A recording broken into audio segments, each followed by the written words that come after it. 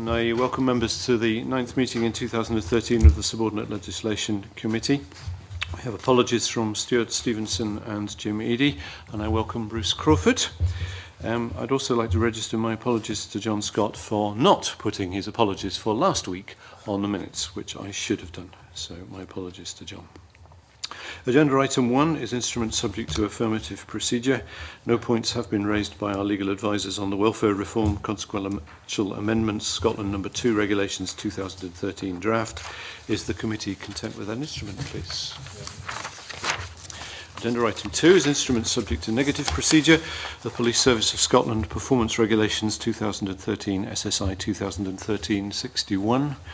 Regulation 21 of the regulations provides that where the Chief Constable considers it necessary for the purpose of determining an appeal, he or she may fix an appeal hearing for the purpose of affording the opportunity of making oral representations to A, the appellant, and B, the chairing constable. In certain circumstances, therefore, the chairing constable may elect to make oral representations where an appeal hearing has been fixed. Regulation 22.1, however, provides that the Chief Constable must determine the appeal on the basis of the things listed at paragraphs A to E, while Regulation 22.1d specified that one of those things, any representations made by the appellant at the appeal hearing, no provision is made in respect of representations made by the chairing constable. The Scottish ministers accept that, as a result, the Chief Constable cannot take into account the chairing constable's representations, although the chairing constable has a right in terms of Regulation 21.1 to make them. The effect of these two regulations is that the Chief Constable is to afford the opportunity of making oral representations to both the appellant and the chairing constable, but may only take into account those of the appellant in reaching a decision. Does the committee agree to draw the instrument to the attention of the Parliament on reporting ground I, as the drafting appears to be defective? In doing so, does the committee agree to note the intention of the Scottish ministers to amend Regulation 22.1 to permit the representations of the chairing constable to be taken into account? The Police Appeals Tribunal's Scotland Rules 2013 SSI 2013-63, paragraph 1.1 of Schedule 3 to the Police and Fire Reform Scotland Act 2012 provides that a Police Appeals Tribunal is to consist of 3 members, one of whom is to be appointed to chair the tribunal. Rule 15.6 of this instrument purports to enable the tribunal to conduct a hearing while differently constituted in the absence of a member other than the chair in certain circumstances. Scottish ministers consider this provision is a supplementary provision and that it has been made in terms of the power conferred by section 1251B of the Act. It appears that it would have been preferable had matters concerning the constitution of police appeals tribunals been addressed through a modification of the provision contained in paragraph 1.1 of Schedule 3. Accordingly, it appears that this represents an unusual or unexpected use of the powers conferred in section 125 of the Police and Fire Reform Act, Scotland Act 2012. Does the committee agree to draw the instrument to the attention of the Parliament on reporting ground G, in that the rules have been made by what appears to be an unusual or unexpected use of the powers conferred by the parent statute? Public Transport Users Committee for Scotland, Removal of Functions, Order 2013, SSI 2013-79. This instrument removes the functions conferred on the Public Transport Users Committee for Scotland by Article 4 of the Public Transport Users Committee for Scotland, Order 2006. These functions concern the determination of complaints. No provision is made in this instrument as regards complaints which are ongoing when those functions are removed, with the apparent result that the committee will no longer be able to deal with those complaints, despite the fact that they have not been completed. The lead committee may wish to consider whether it thinks these to be appropriate.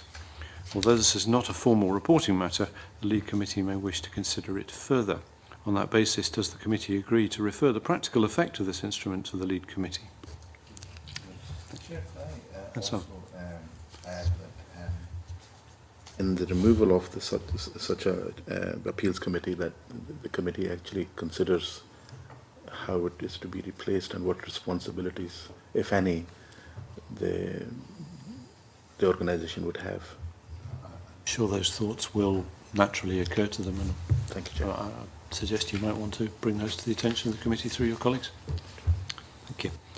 The Welfare Reform Consequential Amendments Scotland Regulations 2013 SSI 2013-65, Regulations 5.2, 5.4b and 9.3d of these regulations refer to other provisions in the Social Security Personal Independence Payment Regulations 2013 SI 2013-377 and the Personal Independence Payment Transitional Provisions Regulations 2013 SI 2013-387, which were not yet made on the date of making this instrument, but have now been made and published. As the committee has made clear before, in applying proper legislative practice, such references to instruments yet to be made should be avoided where at all possible.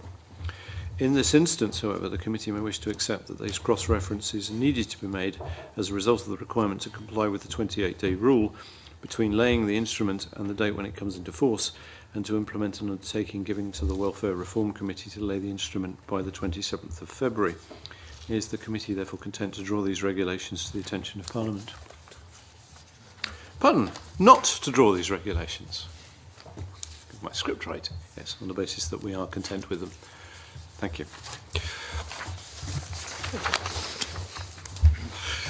In so doing, does the committee agree that while in this instance it accepts the necessity of these cross-references, the committee remains of the view that it's a matter of proper legislative practice, cross-references to instruments yet to be made should be avoided where at all possible?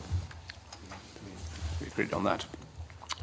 No points have been raised by our legal advisers on the road traffic permitted parking area and special parking area East Renfrewshire Council Designation Order 2013 SSI 2013-67, the road traffic parking adjudicators East Renfrewshire Council Regulations 2013 SSI 2013-68, the parking attendants wearing of uniforms East Renfrewshire Council Parking Area Regulations 2013 SSI 2013-69, the National Health Service Superannuation Scheme and Pension Scheme Scotland Amendment Regulations 2013 SSI 2013-70, the Financial Assistance for Environmental Purposes Scotland Order 2013 SSI 2013-74, the Individual Learning Account Scotland Amendment Regulations 2013 SSI 2013-75, Police Service of Scotland Temporary Service Regulations 2013 SSI 2013-76, the Education Fees Awards and Student Support Miscellaneous Amendments Scotland Regulations SSI 2013-80,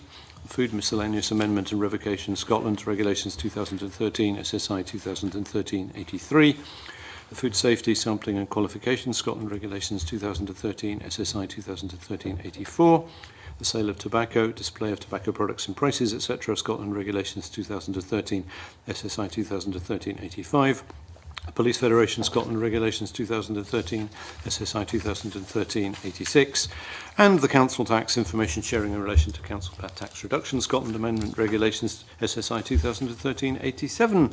Is the committee content with those instruments, please? Thank you very much.